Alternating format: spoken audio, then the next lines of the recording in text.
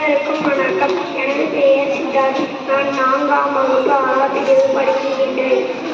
சிறுமணம் தொடக்க பள்ளி, பழனி வட்டம், திண்டுக்கல் மாவட்டம். நான் இப்போ மரங்கள் வரங்கள் கதை சொல்ல போகிறேன். ஒரு முதியவர் ஒருவர் மூலிகைக்கு தேவையான மருந்து இலைகளை சேகரித்துக் கொண்டிருந்தார். வெயிலாக இருக்கின்றதென்று உறங்கிவிட்டான். ஆலமர நிழலில் உறங்கிவிட்டான். ஆலமரம் சொல்லுகின்றது, நான் என்னை யார் யார் தேடினாங்களோ அவங்களுக்கு நான் நிழல், குருவிகளுக்கு வீடு, உணவு தருகிறேன். நான் தானே சிறந்த மரம். தென்னை பனை மரம் சொல், நான் வீடு கட்ட ஓடை,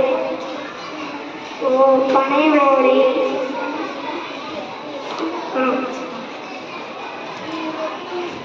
உணவு பொருள், நுங்கு, பதநீர், பனை கற்கண்டு, பனை வெள்ளம் தருகிறேன். நான் தானே சிறந்த மரம். வாழை மரத்தில் நான் தானே சாப்பிட்றவங்களுக்கு இலை, கல்யாணத்துக்கு கை வெட்டி வைப்பாங்க. கல்யாணத்துக்கு வைப்பாங்க. அடுத்து தென்னை மரம் சொல்லுவது. அப்ப தென்னை மரம் வந்து நான் தானே நமக்கு இளநீலாம் கொடுக்குது. நான் தானே இளநீர்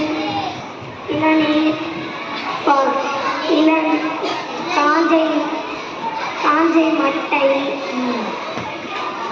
என்னை கைதா கூட பிடிக்கிறாங்க அப்படின்னு தென்னை மரம் சொல்லுது.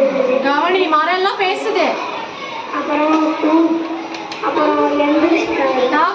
தாத்தா தூக்கத்துல எந்திரிச்சிட்டாரு. தாத்தா தூக்கத்துல இருந்து எந்திரிச்சிட்டாரு. அப்புறம் மரத்தை எல்லாம் பார்த்து சிரிச்சுட்டே இருக்காரு. இதெல்லாம் மரங்கள் எல்லாமே